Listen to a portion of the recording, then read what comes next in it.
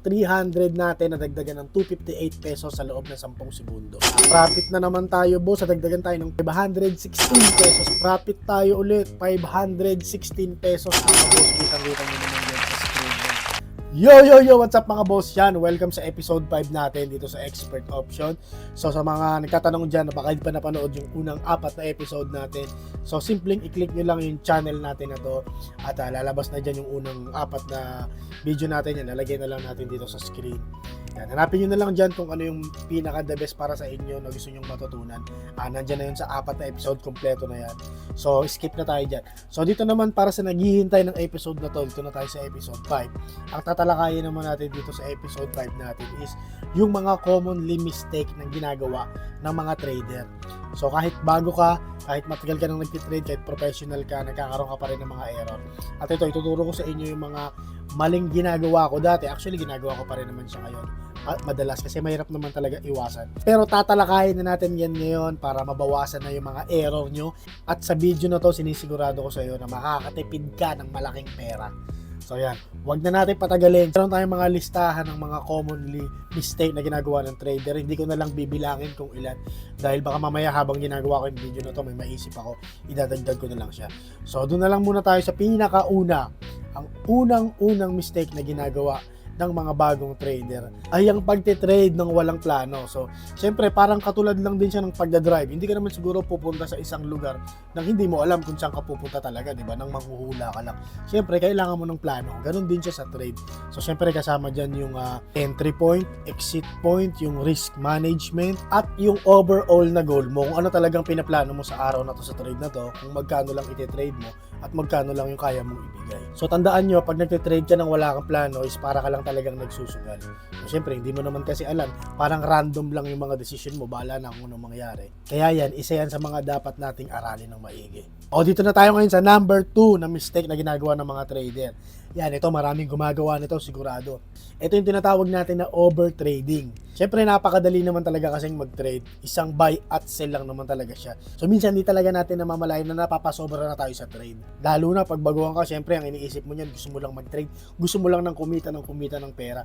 Pero isa sa pinakamagandang gawin talaga dyan minsan is wala. Maghintay ka talaga ng tamang opportunity, ng timing. At ang overtrade na yan, isa yan sa pinakamalaking mistakes na pwede mong ikatalo kung saan talaga mauubos at mauubos talaga yung pera mo. Is maghintay, mag-set ng limit kung ilan lang ang iti-trade mo at wag ka manggigil. So dito na tayo sa number 3 natin. Isa to sa pinakamalaking problema din is yung hindi ka natututo sa pagkatalo mo sa trade. Dito nga papasok din yung sinabi ko nung number 2 na wag ka masyado manggigil dahil pag nanggigil ka na ng gigil, magte-trade ka ng magte-trade, hindi mo na napapansin or ina-analyze kung bakit ka nagkamali sa part na yon. Minsan sinasabi ko rin na wag tayo mag-rely masyado sa indicator. Minsan kung mapapansin nyo sa Telegram kung naka-join kayo doon, minsan nag-i-spike method lang ako or wala akong ginagamit na kahit anong indicator. Pinakamagandang gawin nyo dyan is huwag kang maging emotional sa mga decision mo, lalo na pag natatalo ka. Gawin mo is i-check mo maigi kung bakit ka nagkamali sa part na yon at aralin mo ng aralin. Although hindi naman natin may iwasan yung pagkakamali, pero maganda pa rin na kada mistakes natin or error natin sa trade is binabalikan talaga natin, ina-analyze natin kung saan nga ba tayo nagkamali. Sa number 4 naman tayo is masyado tayong nagre-rely sa mga indicator. So most of the time, effective talaga ang indicator. Lagi kong sinasabi yan kung nasa Telegram kayo. Nagbibigay sa atin ng guide ang mga indicator pero hindi siya 100% accurate. So ang pinakamagandang gawin dyan is kapag natalo ka, halimbawa, gumamit ka ng RSI indicator, natalo ka ng una, natalo ka ng pangalawa, natalo ka ng pangatlo. Ibig sabihin nun is mag-stop ka muna sa paggamit ng indicator dahil sinasabi ko nga, hindi naman talaga 100% ang indicator. Nakakatulong lang siya sa atin makapagbigay ng desisyon at saka ng signal. So ayun, ang pwede nyong maaaring gawin dyan is pwede kayo lumipat ng ibang indicator or pwede naman, wag muna kayo mag-trade, magpalipas kayo ng ilang araw, oras bago kayo bumalik sa trading. So number 5 na tayo mga boss. Ito naman yung pagtitrade natin ng sobrang malaking amount. So sinasabi ko to, hindi to good sa lahat, especially sa mga bago. Mas maganda na magsimula ka sa 100 pesos, 55 pesos, 200. Yun ang yung ginagawa ng mga professional na nagtitrade na malaki yan na yung trade nila. Is matagal na talaga nilang ginagawa yun. Marami na silang experience. So alam na nila, ready sila na ma-loss yung amount na nire-risk nila. So yan, kaya ang pinapayo ko sa mga bago dyan, mag-start lang kayo sa small amount. Especially pag ginagamit nyo yung martingale strategy na natalakay natin ng mga nakarang episode 3 yata or 2 or 4, hindi ko alam, i-check nyo na lang. So ayun, ang pinakamagandang gawin nyo is mag-start talaga kayo sa low amount. Di baling maliit lang ang magiging profit natin, basta sigurado tayo na hindi agad mauubos yung pera na niready natin para sa trade. So number 6 na tayo mga boss, ito naman yung pagkakumpara mo sa ibang mga trader. So usually kasi pag bago ka talaga, tapos nakikita mo yung mga trader na magagaling na matagal nang nagtitrade, na malaki talaga yung inaano nila, isanay na talaga kasi sila sa ganon. Hindi mo pwedeng ikumpara yung experience mo sa na-experience na nila dahil mas marami na silang alam, mas maraming beses na silang nagkamali kaysa sa iyo. Kaya hindi mo pwedeng ikumpara yan. Mas maganda pa rin na magsimula ka rin sa zero experience, sa mababang halaga lang talaga din, katulad ng sinabi ko kanina, bago ka mag-trade ng malalaki. So syempre makikita mo sa iba, bakit ito ang laki ng inikita, ako wala. Bakit ito laging may profit, ako wala. Syempre yun nga yung tinasabi natin, na lamang yung experience nila. Dadaan ka rin sa proseso ng syempre ng mga gano bago ka gumaling sa trading. Number 7 naman is yung hindi mo tinatrack yung mga trades mo.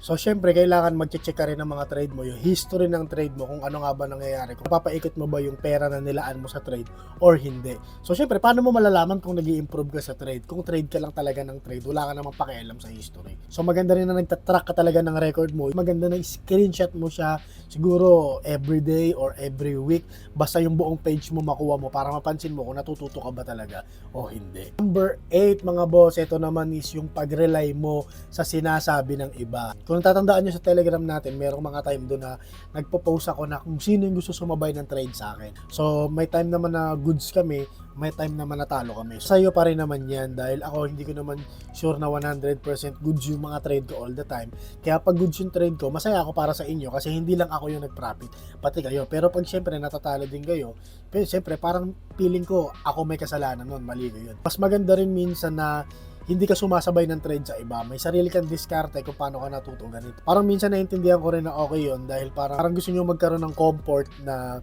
eto mas may experience na tong tao na to. Kaya nagde-decide kayo na sumabay na lang ng trade sa kanya. So overall, ang sinasabi ko, mas maganda pa rin na may sarili pa rin kayong desisyon, diskarte, kaysa nagre-rely kayo sa experience ng ibang trader. So ayun lang muna mga boss ang 8 mga commonly mistake na ginagawa ng mga trader bago ka man or professional. So para bago rin matapos tong video na to, magpapakita muna ako sa inyo ng ilang mga trade natin para makita nyo kung paano ginagawa ko sa paggamit ko ng indicator at sa spike method lang or minsan random or parang instinct ko lang talaga. So ito, maglalagay tayo ng screen dito sa kabila. So ayan mga boss, naglagay tayo ng screen dito sa kabila. So same yan ito, naka-record yan. So accurate yan all the time. So dito hindi tayo gagamit ng kahit anong indicator. Nasa Smarty tayo, ang deal duration natin is 10 seconds lang. Investment natin is gawin nating 300.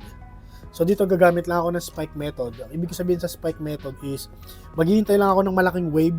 It's either pataas or pababa at magte-trade tayo ng opposite nun. So yun yung tinatawag ko na spike method. Hintay lang tayo dito ng ano natin, ng signal. Fast forward muna tayo.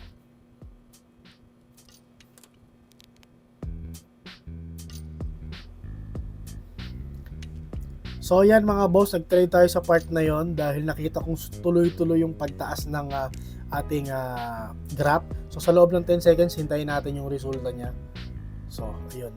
So success yung trade natin gamit ang spike method, isa yun sa mga ginagamit ko. Ang 300 natin nadagdagan ng 258 pesos sa loob ng 10 segundo. Kaya mga boss, trade number 2 tayo, taasan na natin investment natin. Gawin natin siyang 600, double natin. So yan, maghihintay tayo ng malaking ayan, nakita nyo puro pababa siya. Hintayin lang natin bumaba ng isa pa. Ayan. Nagbay ako sa part na yon na nakita natin nagpababa siya. Dahil na-expect natin siya na tumaas sa loob ng 10 seconds. So yun, kalanganin pa Profit na naman tayo boss. Sa dagdagan tayo ng 516 pesos pala. Trade number 2 yun. Isang trade pa para goods talaga tayo, no?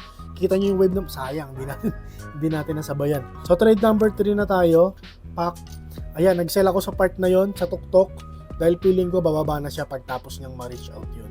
So sa loob ng 10 seconds, ayan, profit tayo ulit, 516 pesos mga boss, kitang-kita nyo naman dyan sa screen, ayan. So, ayan mga boss, sana may natutunan kayo dito sa episode 5 natin tungkol sa mga mistake na ginagawa ng mga trader. Alam ko yung iba dyan nakaka-relate at sana maiwasan na natin to. Lagi natin tandaan na dito sa mundo ng trade talagang pinaghirapan natin yung bawat pinapasok natin. Kaya dapat talaga nagdo-double ingat tayo sa mga decision natin sa pag-trade. So, yun lang mga boss. Pwede kayo mag-join sa Telegram natin. Meron tayong Telegram. Lagay natin sa comment section yung ating Telegram. At active tayo doon. Lagi tayo doon nagpo-post ng halos 3 times ay yata tungkol sa trade natin para updated kayo kung anong mga nangyayari sa trade. At sa mga naghahanap naman ng promo code dyan, ilalagay na lang natin ito sa screen. Ayan. Especially yung promo code na yan within 24 hours of registration. Okay? So yan, screenshot nyo na lang para matandaan nyo. Pag nag-deposit kayo, ilagay nyo lang yan. So yun lang mga boss, hanggang dito na lang at abang na lang kayo sa episode 6 natin at huwag nyo kalimutang mag-subscribe at mag-like sa video natin na to. Sa episode 7, 8, 9, mag-comment lang kayo dyan sa baba kung anong gusto nyo pag-usapan natin or kung anong gusto nyo matutunan para sa ating susunod na episode. Ayun lang mga boss at ingat kayo palagi. Good luck sa mga trade nyo at adios.